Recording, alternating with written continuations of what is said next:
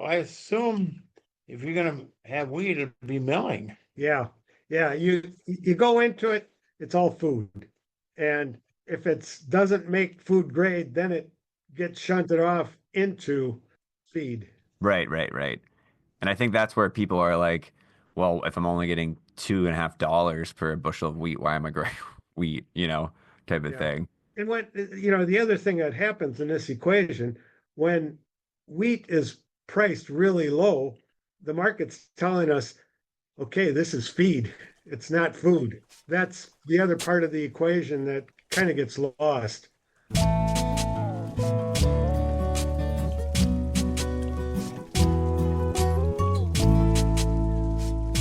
Welcome to Field Notes. Today we are talking about wheat management. Specifically, how can we avoid getting docked to the elevator? How can we make sure that we're having the best bang for our buck when we're planting this crop of wheat, especially in a year like this when we are operating in pretty low margin territory.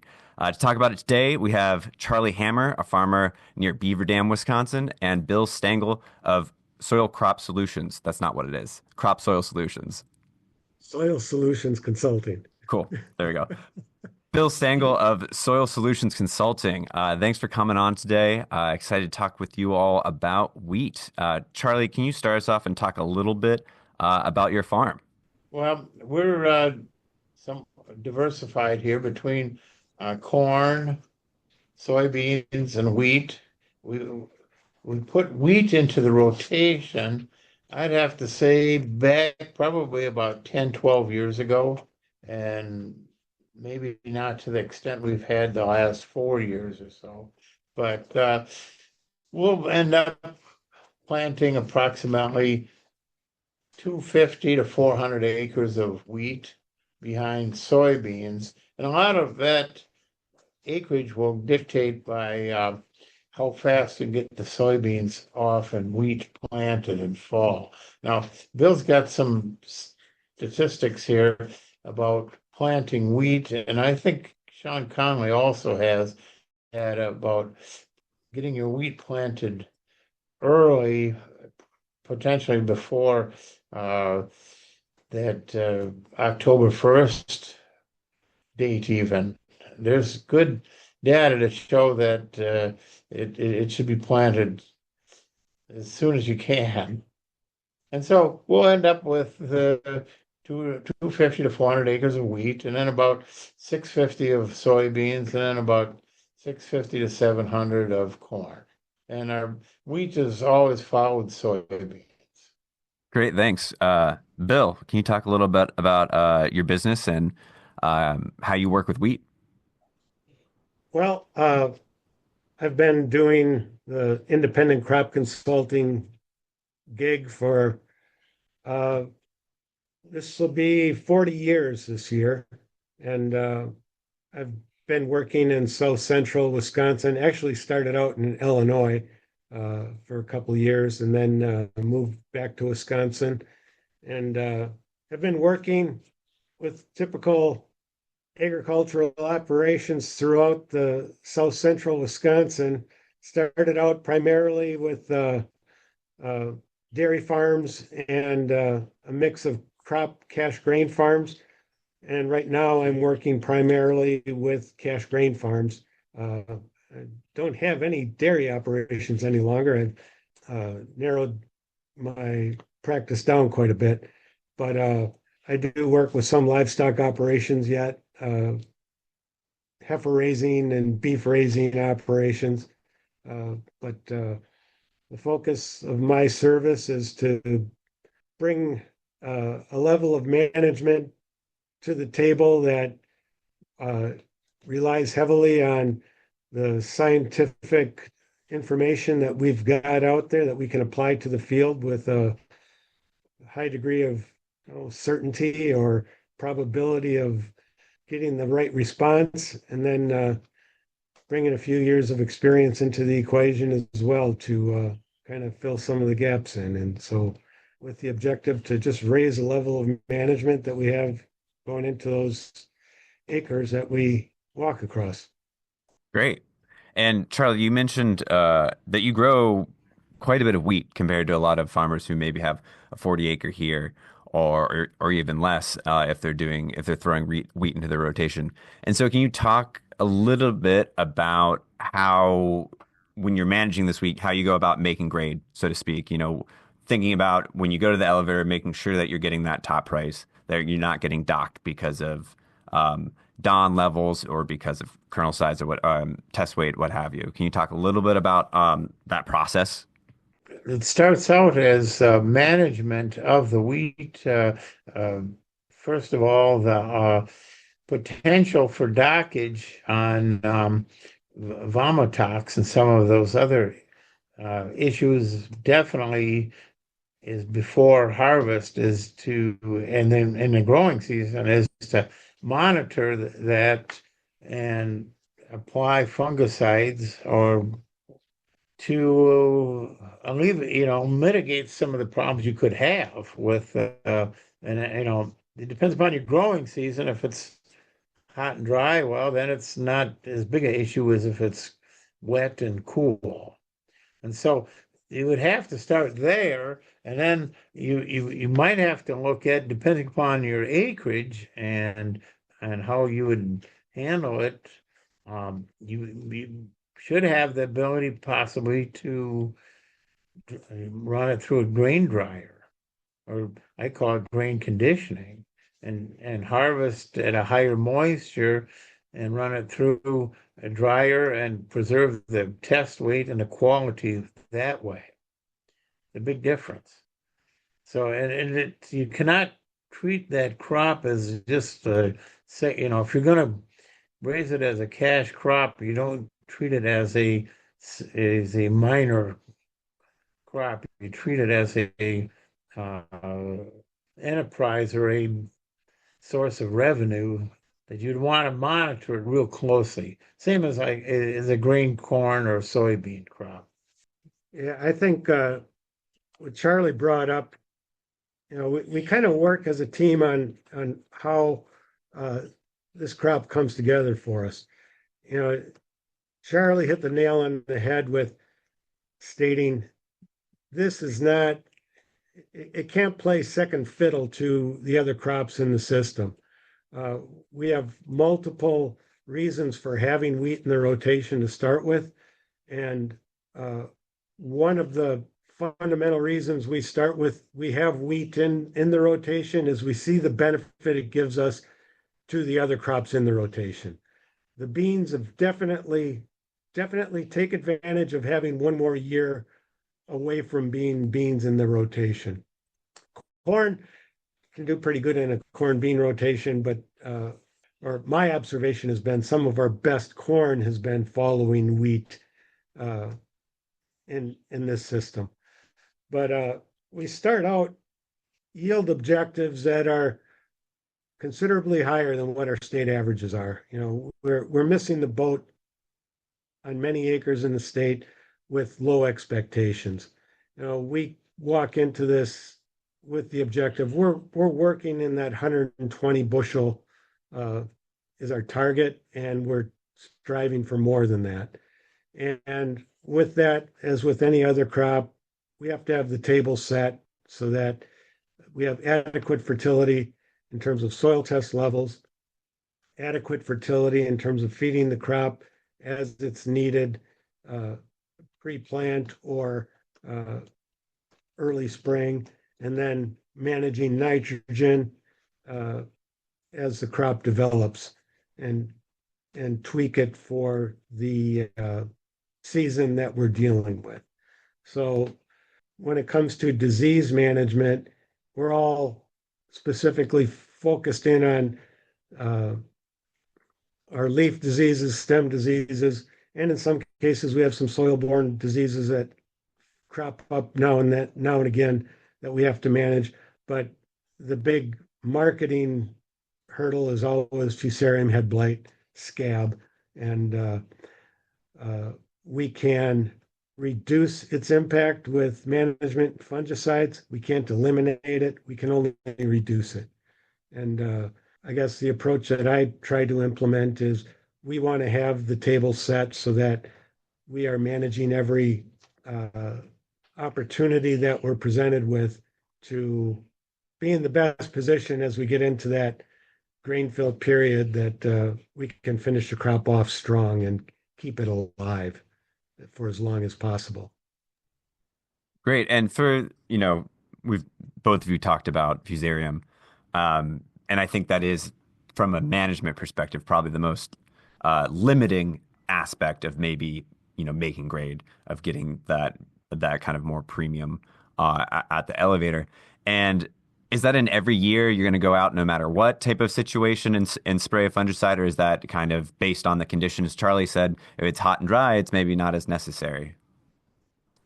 You know, in my experience, we have multiple benefits to the fungicide.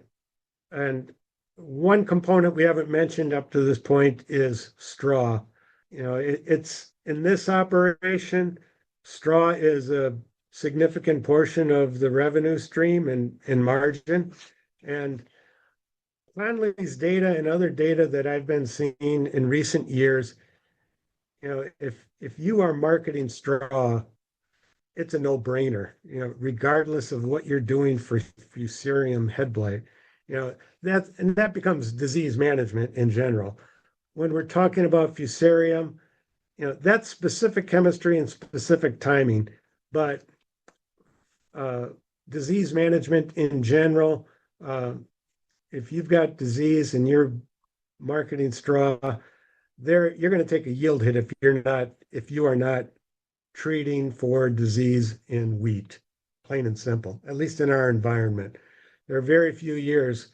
I can't say I've seen a year where I would say, oh, we don't need fungicide, period. Well, that might be true for fusarium. And there have been seasons where we have not treated specifically for fusarium, but those are very rare in our environment. But every year, you will see the effects of disease on straw yield. And at least that's my observation, and Conley's data supports that. And I'd have to agree with Bill a little bit. It was a little bit, maybe we were a little bit late on that, commenting on it, but every year you need to take a look at it and 99% treat it. Okay, just as Bill pointed out with the quality there. Right, because it's not just the grain, it's also the straw. And that's Straw. for yield, for wheat, that's a big component of, your total revenue source. Absolutely. Right. Mhm. Yeah. And my attitude on that has evolved quite a bit in recent years, and partly because we didn't have data on the straw side of it. It just wasn't part of our lexicon. But the evidence supports it. I don't have in-field data where we've tested straw yields, but I can say observationally, you see the deterioration in straw where we have check strips out there and things like that. It's pretty obvious pretty quickly, and you get into a year where you have high leaf disease pressure outside of fusarium or even stem rust in some years. You see it in standability and things like that. Once you start seeing broken stalks in the field, it's really tough to maintain straw yields with that happening. Gotcha. So you all have been involved in this intensive wheat management project for a couple of years now. I've gone out there and with a Gandy wheel and measured some fields for the project as well. And I'm just curious if you could share a little bit about what you've learned from being a part of that project, from your own management in those plots, and or from other farms that are taking part, and kind of what the larger takeaways of it are so far. Well, I'll start it out. I came across this project. It's called the Yield Enhancement Network, being offered by Michigan State University and Guelph University in Ontario. And it's a project, an observational study where we're simply identifying an area within a field, collecting data on it uh, from when we break dormancy right up through harvest.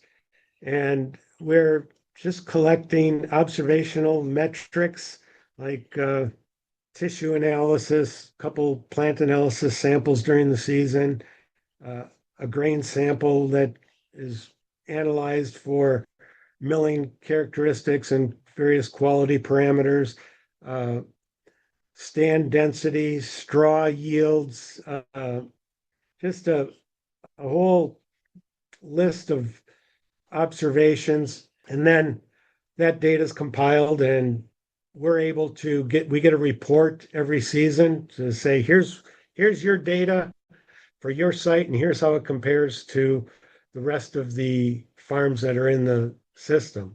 And we've been doing it. We're into our fourth season of doing it right now. Last year, I think there was just a hair under 200 participants in it. I think when we started and 3 years ago, there was under 100 at that time. And from my perspective, it's given us a lot of good fundamental basic information on the mechanics of yield. And then also gleaned information in the various meetings and discussions we've had with the group as to what people are seeing and what they're doing to lead the group in their yields. Uh, we've had good yields, nothing to win the yield contest or anything like that, but learned a lot about where the potential lies and where we might want to change our management to match the practices of the people who are yielding higher than what we're doing and take it from there. Gotcha. Charlie, is there anything that you've kind of taken away from the project and applied on the farm? Well, we've taken away some of the bullet points of production. It makes you want to think, or makes you aware of where we're at and where we came from as in production. It gives us an idea, especially as we're benchmarking this. And so we'll get data back that shows where we fit in with the group and what we're doing correct and what we're probably not doing uh, to obtain these high yields. One thing that Charlie mentioned earlier, which comes right out of our data and the observations we've seen from the group, our planting date. We're stuck in this mode of, oh yeah, we're gonna plant October 1st to October 10th because that's when we can, because our soybeans are harvested and we're jumping on it quickly. Well, in the fall of 23, we're looking at the data, say, if we got another 7 days earlier on planting dates, we'd be more in line with what the people who are leading yields on this project. What can we do to improve that differential? And we went from typically planting a group 2 soybean down to a 1-4. We were able to find very, very good yielding group 1.4s and pulled those beans off. And we were planting September 25th this last fall. So it was the earliest planting that we've had in many, many years. And that's a deliberate effort that we had out of the information that we got from this project. Cool. Yeah, and then at that point, it's like this calculus of how low can I drop with my maturity groups with the soybeans and not shave off too much yield to give room for that wheat to then bust out a lot more yield in the end. That's interesting. Exactly. Yeah. Exactly. And Conley's got some good data on the planting of soybeans in order to achieve a earlier harvest also. He's come up with some pretty good data to support early planting soybeans and the different maturities and how they reflect on the yield at planting. Yeah, and I think Charlie's bringing up a good point. It's the system. We're talking about wheat here, but we've shifted our soybean establishment strategy. We are planting soybeans before corn, whereas historically it was just the opposite: corn first, then we plant soybeans. Well, we've broken out of that rut, and it's opened the door for us to improve the management of the wheat because of that shift in management on our soybean crop. Yeah, it's all the system. Can't think of it in isolation by any means. Right. And Charlie, I shifting gears a little bit. Um, I remember we had a conversation a bit ago that you had one year you had decided to move or at least try out a not soft red winter wheat, which is by far the most commonly planted in Wisconsin. You tried a different variety of wheat, and had a contract for it or something along those lines. And I'm just curious what your experience was with this different type of wheat. Did it go well? Is it something you're never going to ever do again? If you could chat a little bit about that. Well, I guess what made us aware of it, this variety or this oh, I don't know, you would call it uh, between red wheat and soft wheat has been growing somewhat successfully up here in the past. I'm going back into probably the 90s when the Didion Grain Elevator, which was at Johnson's Creek, promoted this product or this variety, and it was growing very competitively with uh, soft red, and the characteristics are pretty much the same, although it might be a tad bit less winter hardy. I don't know. That we get the feeling that it has that.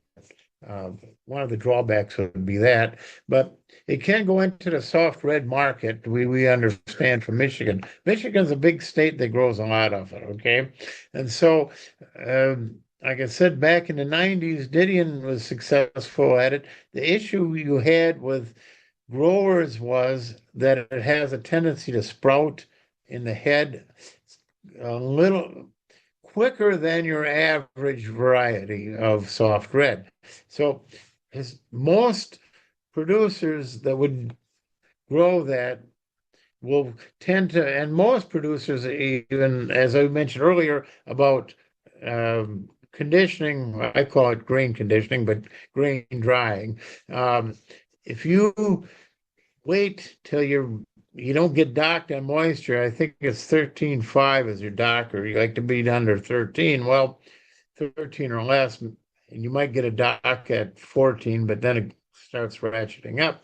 But if you can uh, dry it, you can take that wheat off at 15 to 18, and that kind of minimizes your potential for having a sprout damage. Okay. And that wheat tends to, when you get conditions out here in the field where rainfall is quite frequently in the summer, it could be a uh, time frame where you get rain every third day.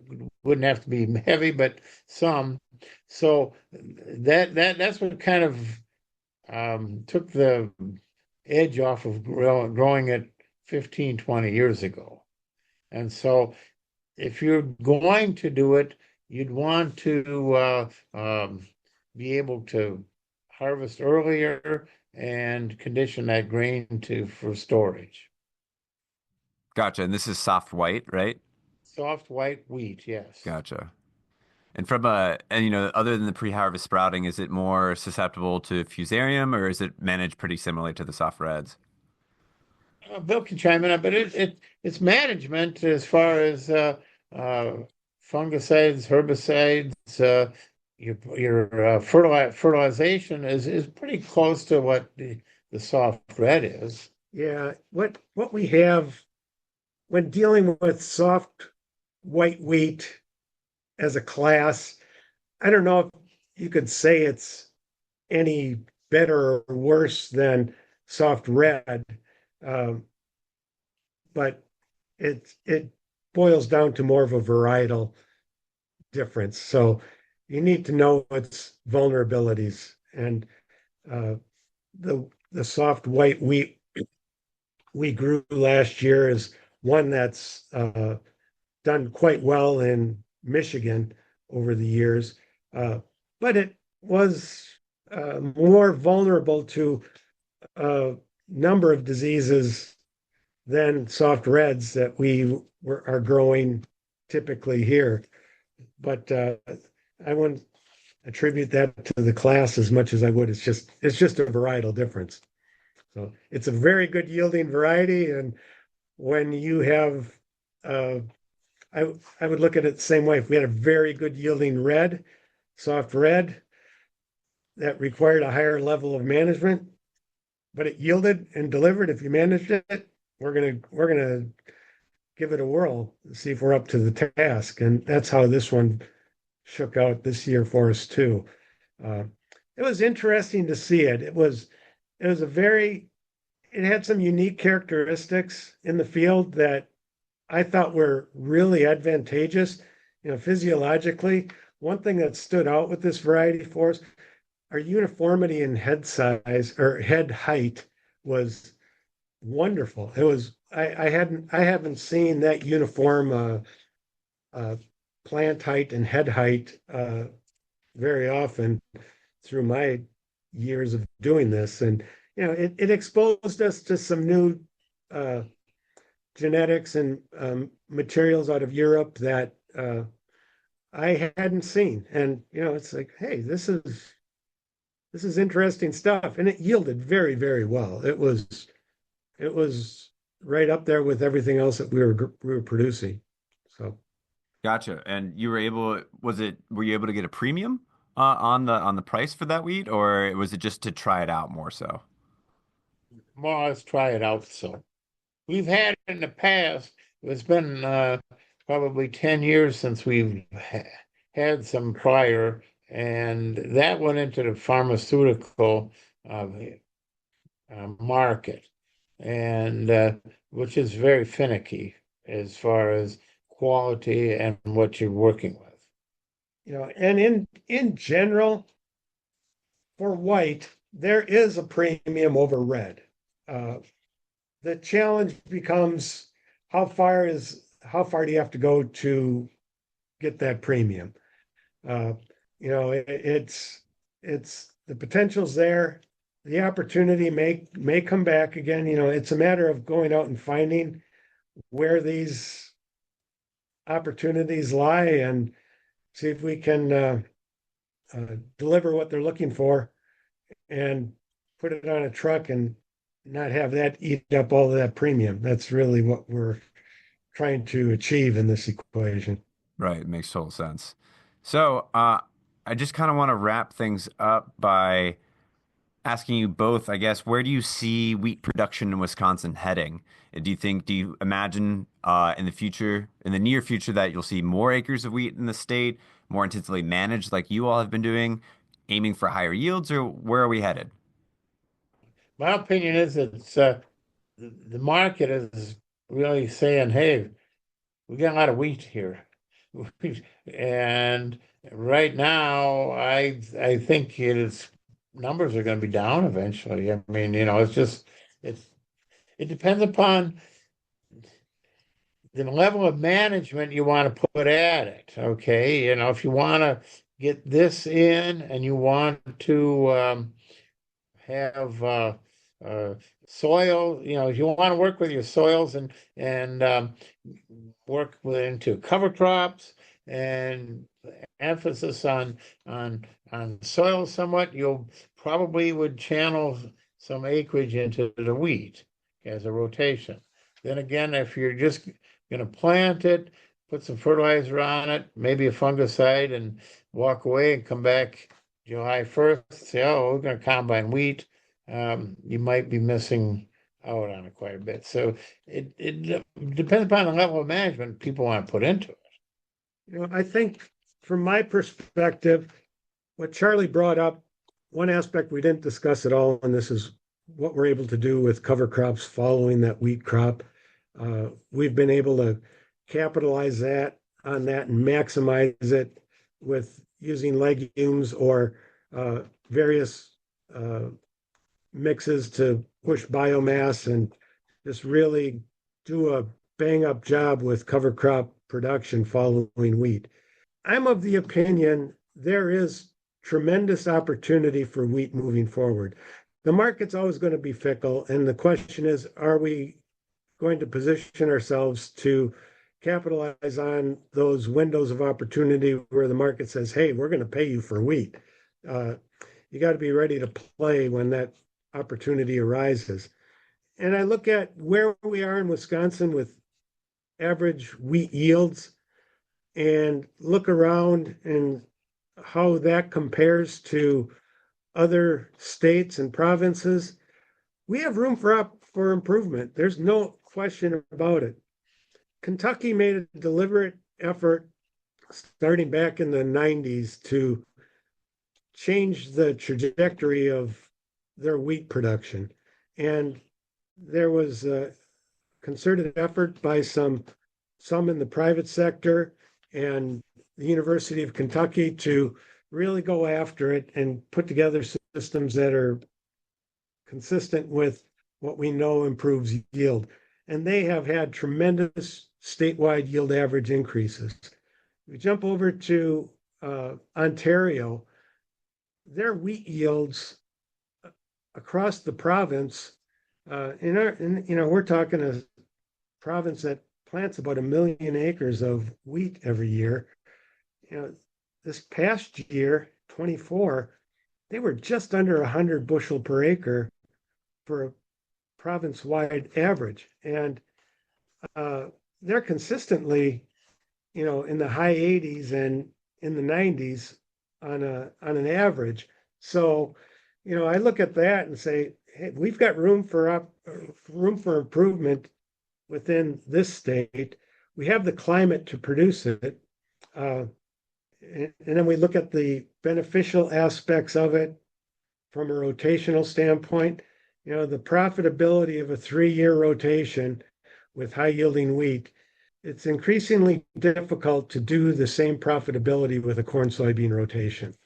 So with that, I think, as commodity prices drop, returns to management have to be focused on, and I think wheat fits in real well to that long-term perspective. And we've got room for improvement here to make wheat more profitable just by adding yield. Great. Well, Charlie and Bill, really appreciate your time today and chatting with us. All right. When does this air?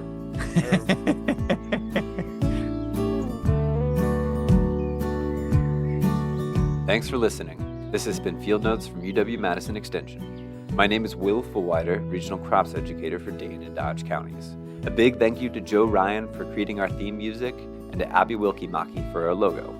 If you have any questions about anything you've heard today or about your farming practices in general, reach out to the Extension Agriculture Educators serving your region.